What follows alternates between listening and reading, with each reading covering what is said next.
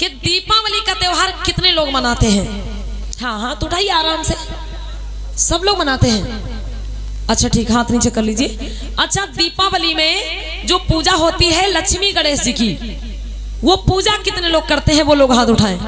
लक्ष्मी गणेश जी की पूजा कितने लोग करते हैं? आप करते हैं भैया? बहुत अच्छी बात है, हम कहाँ कह रहे हैं गलत बात है भैया, खूब पूजते रहो। गोबर गणेश पूजने से तो कल्याण ही होगा हमारे समाज का। बहुत अच्छी बात भैया, लक्ष्मी पूजो नहीं तो लक्ष्मी मिलेंगी कैसे फिर? पूजना चाहिए भाई, हम तो नहीं कह रहे नहीं पूजना चाहिए। माताएं बहने हाथ उठाइए, कितने लोग लक्ष्मी गणेश जी की पूजा करते हैं दीपावली के दिन? हाथ उठा दीजिए आप लोग। हाँ, ऊंचे ऊंचे हाथों उठाइए जो लोग करते हैं।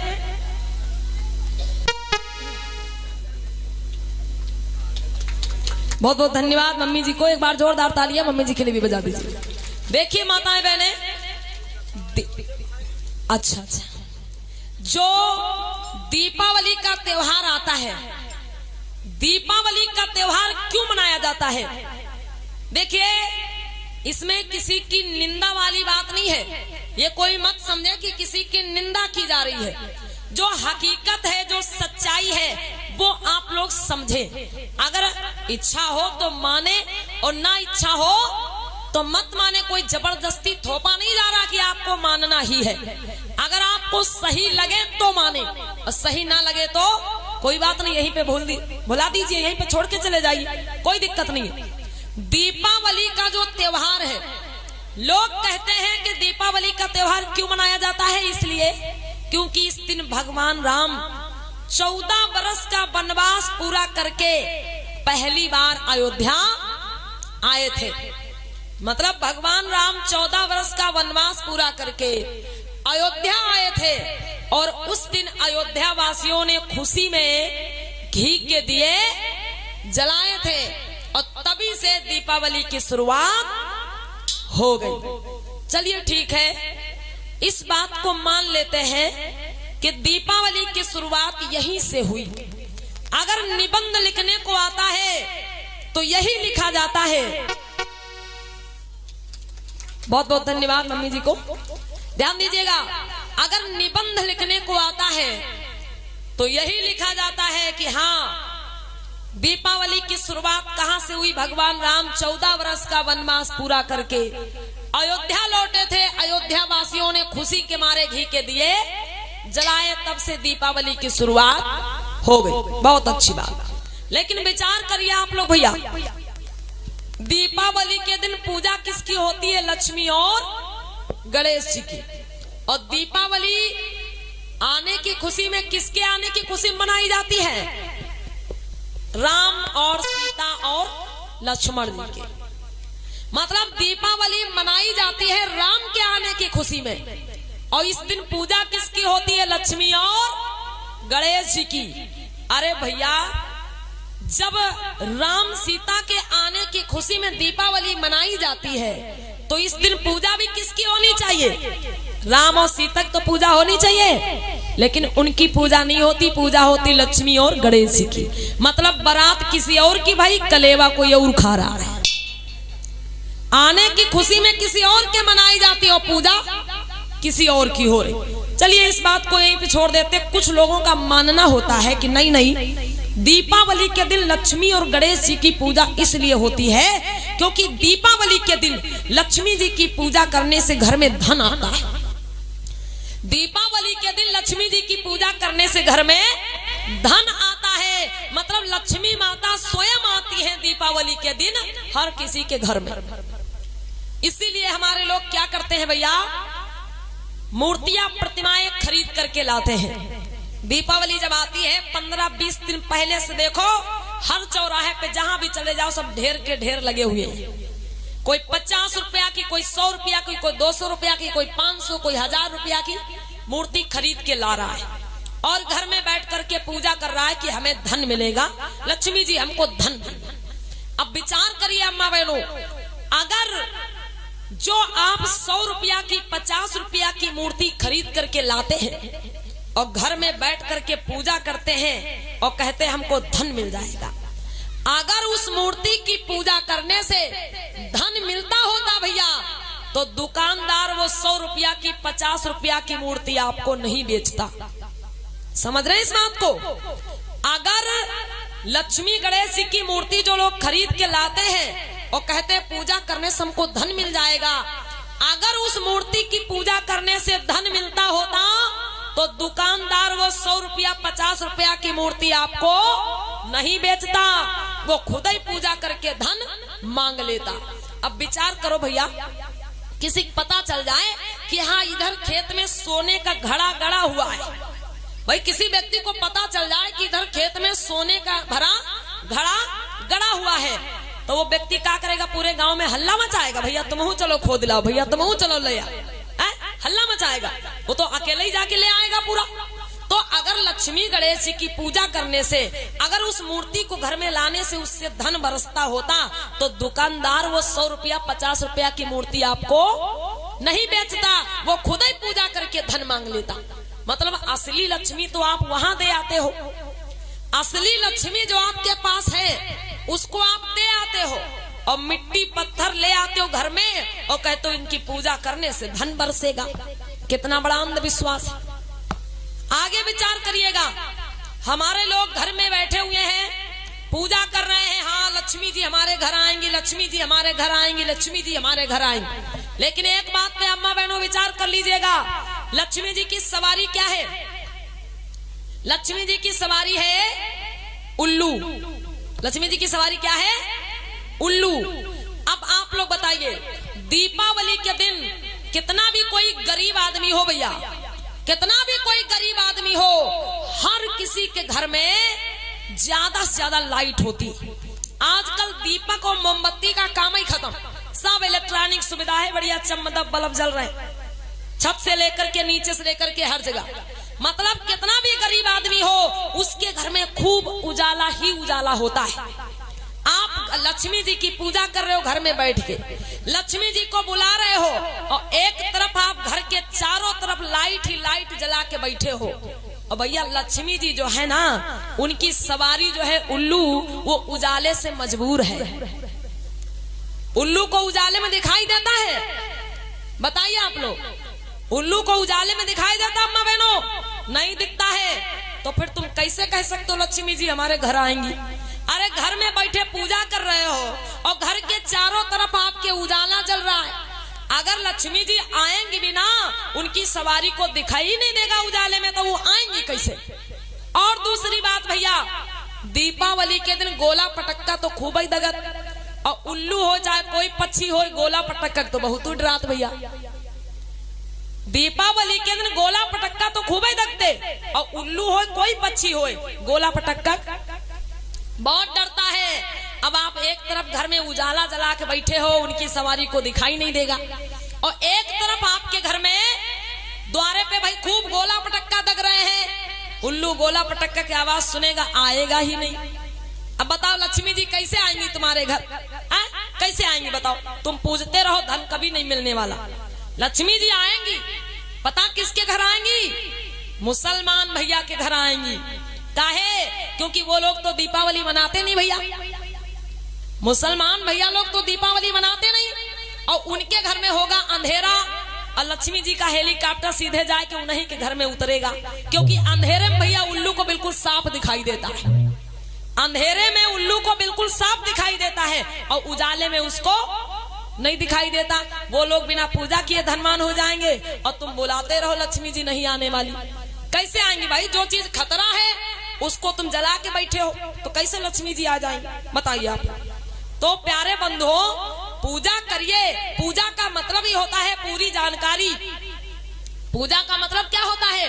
पूरी जानकारी। उसके बारे में पहले पूरी जानकारी कर लीजिए।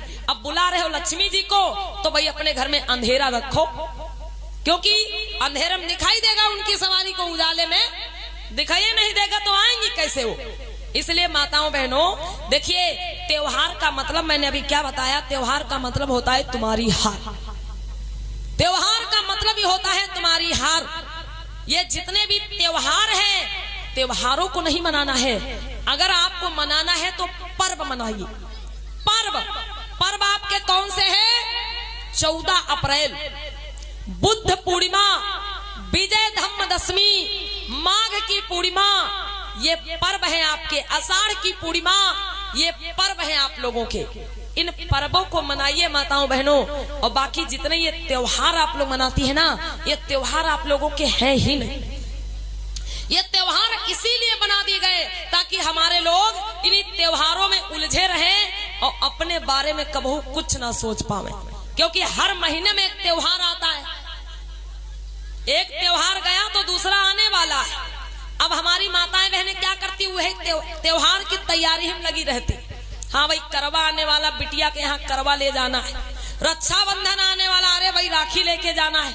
भैया दूज आने वाली, अरे भैया दूज लेके जाना है। मतलब इन्हीं तीज त्योहारों में व्यक्ति उलझा रहता है। जितना लोग कमाते हैं उससे ज्यादा इन्हीं तीज त्योहारों में खर्च हो जाता है, लेकिन लोग समझ नहीं पाते। रक्षाबंधन आता है अम्मा बहनों, रक्षाबंधन। अब रक्षाबंधन में हमारे समाज का करोड़ों रुपया जाता है। कैसे करोड़ों रुपया जाता है पता अम्मा बहनों? 1 रुपया की कीमत नहीं होती धागा की, और वो धागा आपको 50 रुपये का दिया जाता है। जो धागा 1 रुपये का होता है वो धागा आपको 50 रुपये का, 100 रुपये का दिया जाता है। अब बताओ, केवल रक्षाबंधन वाले दिन ही हमारे लोगों का करोड़ों रुपया जाता है। और सबसे ज्यादा ये तीज त्योहार मनाता कौन है? हमारे लोग, SC ST OBC समाज के लोग। सबसे ज्यादा यही लोग इन त्योहारों को मनाते हैं। इसलिए माताओं बहनों, इन त्योहारों को मनाना बंद करिए, क्योंकि त्योहार हमारे आपके हैं ही नहीं, हमारे आपके पर्व हैं। जब बुद्ध पूर्णिमा आए बड़ी धूमधाम से मनाइए आप लोग। आपके निकट नजदीक में बुद्ध विहार बना हुआ है। कहाँ पर? सोहरिया में। हाँ, ये माननीय हमारे भैया जी, माननीय हरिलाल बाबू जी यहाँ पर बैठे हुए हैं। आपके यहाँ बहुत सुंदर बुद्ध विहार बना हुआ है सोहरिया में। माताओं बहनों, जब कोई अपना पर्व आए तो सब लोग मिलकर के बुद्ध विहार में जाइए, पुष्प अर्पित करिए, मोमबत्ती जलाइए, ठीक है, और बड़े धूमधाम से अपने पर्वों को मनाना शुरू करिए माताओं बहनों। एक बात और बता देते हैं, संस्कारों वाली। हमारी माताएं बहनें संस्कार करती हैं। संस्कार कौन कौन से?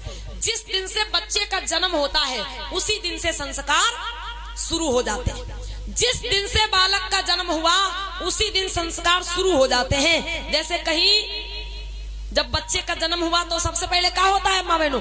छठी होती है। उसके बाद क्या होता है? बरहा होता है। उसके बाद क्या होता है?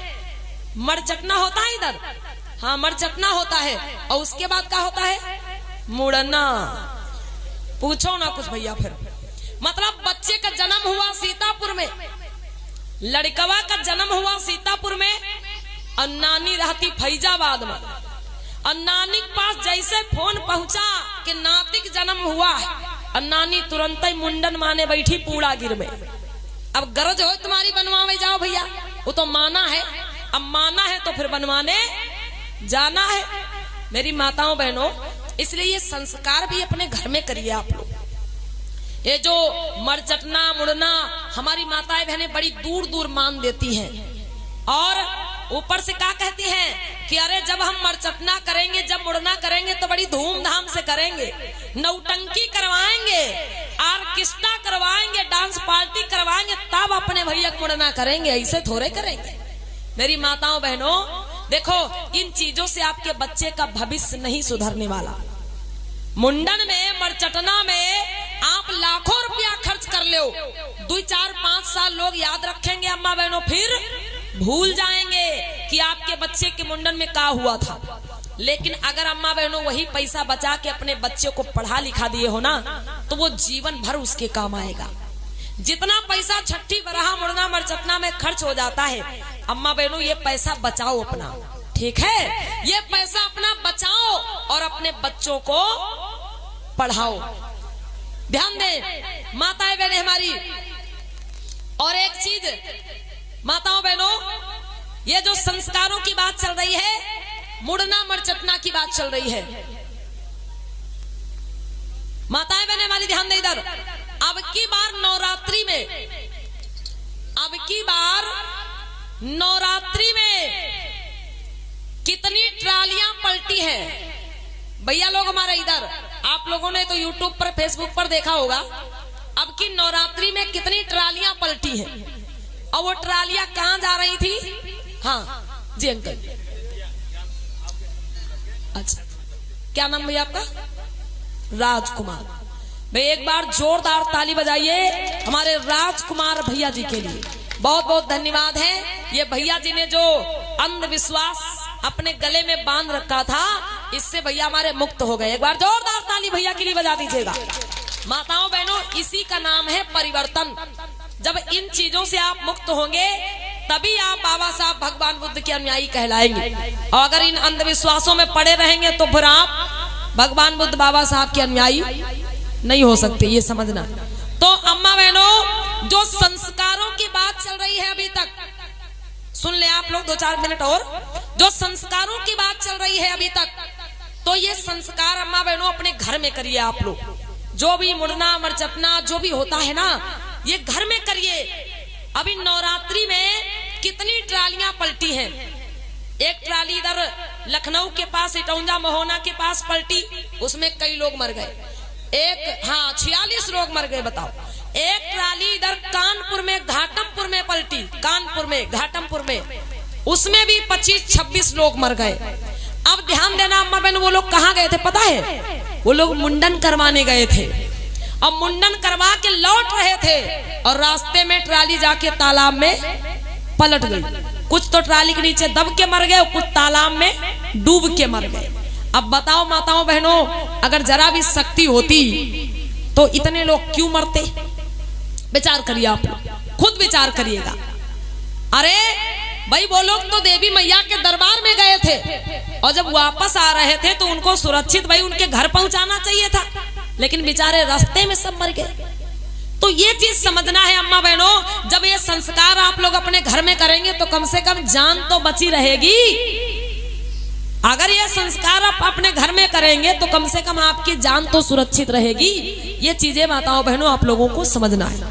तो ये जो भी आप संस्कार करती हैं अपने घर में करें मेरी माताएं बहनें, इधर उधर दूर दूर कराने के लिए ना जाएं, क्योंकि ये जो सर के बाल होते हैं ना, ये कोई प्रसाद में मानने वाली चीज नहीं होती बहनों। अगर कोई अपने बच्चे के बाल मुंडवा के और आपकी देहरी पर रख जाए, दरवाजे पर रख जाए, आपको अच्छा लगेगा? अच्छा लगेगा? बताओ, बिल्कुल भी अच्छा नहीं लगेगा। अगर कोई अपने बच्चे के बाल मुंडवा के आपके द्वारे दरवाजे पर रख जाए, आपको अच्छा नहीं लगता है, तो आप दूसरे के द्वारे बाल रखाती भाई, उनको कैसे अच्छा लगता होगा? ये खोपड़ी के बाल भी कोई प्रसाद में चढ़ाने वाली चीज है? कोई मानने वाली चीज है? इन अंधविश्वासों से बाहर निकले मेरी माताएं बहनें, और जितना पैसा इन चीजों में खर्च करती ना, वो पैसा बचा के अपने बच्चों को पढ़ाइए। छठी बरहा मुड़ना मरचपना में लाखों रुपया लोग खर्च कर देते हैं। मतलब जब तक बच्चा 5-6 साल का होता है तब तक लाखों रुपया खर्च कर देते हैं, और जब बच्चा के ऊपर पैसा खर्च करने की बारी आती, जब बच्चे को पढ़ाने लिखाने का नंबर आता है, तब पैसा नहीं है। तब सरकारी स्कूल में नाम लिखा दिन भैया जाओ और खिचड़ी खाओ, तब पैसा नहीं है। मतलब मुड़ना मरचपना के लिए कर्जा ले लेंगे भाई, दिल्ली पंजाब लुधियाना कमाने चले जाएंगे। अरे हमको अपने भैया का मुंडन करवाना है, बड़ी धूमधाम से नौटंकी करानी, उसके लिए बाहर कमाने चले जाएंगे। अरे भैया कमाना है तो अपने बच्चों की पढ़ाई के लिए कमाओ, बच्चों को अच्छी शिक्षा दिलाओ जो जीवन भर काम आएगी। और मुड़ना मरचपना में लाखों करोड़ों खर्च कर दो, उससे आपके बच्चे का जीवन नहीं सुधरने वाला। ये चीज ध्यान रखिए। बोलिए भगवान बुद्ध की।